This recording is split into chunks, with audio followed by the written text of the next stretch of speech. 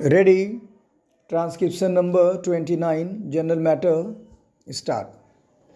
If you scan the history of the railways in this country, you will see that it was the presidency towns Bombay, Madras, and Calcutta that determined the pattern of our railways as well as of our industrial and economic growth. The British, when they landed in this country, established trading centers called forts. In Madras, it was Fort St. George. In Calcutta, it was Fort St. Williams, and in Bombay, it was merely a fort, and there was one in Surat also. It is these trading establishments which determined the pattern of government, the pattern of administration, and every other pattern under the British regime. They constructed the railways, they established the industries, they located their armies with reference to these three presidency towns. This idea of the presidency towns determining the pattern of our social structure, industrial advancement, and the system of our railways still persists. That is the mental lag that is hampering the vision of the Planning Commission, the Railway Board, and the Railway Ministry. Stop. Next para. Sir, once I happened to travel from London to Rome by train. Another time I had to travel from Moscow to Leningrad by train. Nowhere did I find on the continent of Europe lines of varying breadth. It is all a uniform gaze. So is it in Russia. It may be 6 feet there. In America, in very industrially advanced country, you find that the gaze is uniform. This very country which ruled us, namely the United Kingdom, had inside its border a uniform gaze, but they inflicted three systems of gaze on India. They thought that would perpetuate what is called their domination, or in the negative sense, that it would impede the industrial and economic growth of India. Secondly, it would make India always the customer and purchaser of lines and locomotives and rolling stock from the United Kingdom.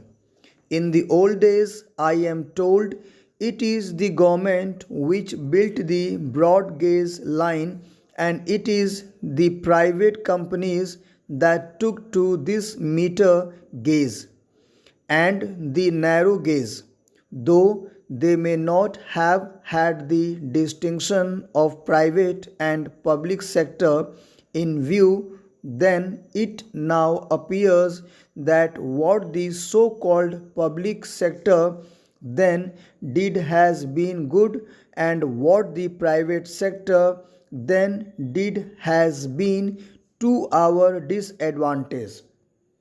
I would appeal to these agencies to introduce a uniform gaze throughout India. Stop. Next para. In this connection, it will be interesting to note the talk of the Honorable Railway Minister about the schools, primary schools, higher secondary schools, and high schools for the Indian Railways. If you examine the previous speech of the Railway Minister and also the working report of the Railway Board, you will find that the same figure is repeated every year. I have examined the figures and I find that this year only 16 schools have been added, out of which 13 are primary schools.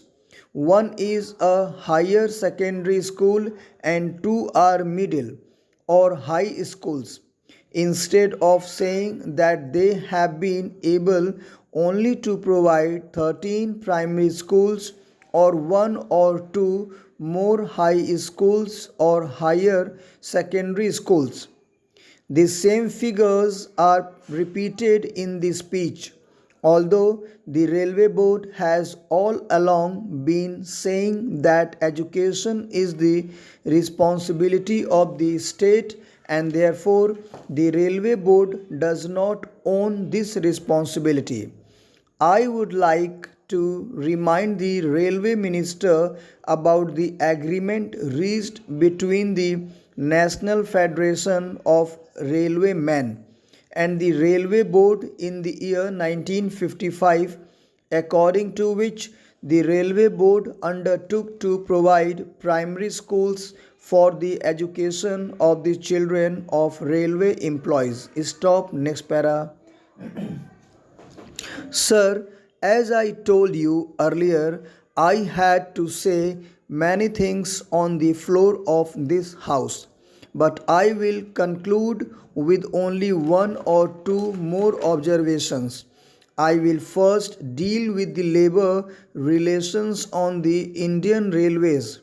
I slightly differ from my honorable friend when he quoted me as saying that the permanent negotiating machinery has completely failed.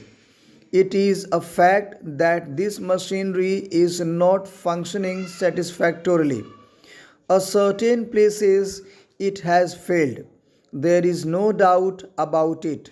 But I would say in this house most frankly that at the board's level this machinery has been working successfully.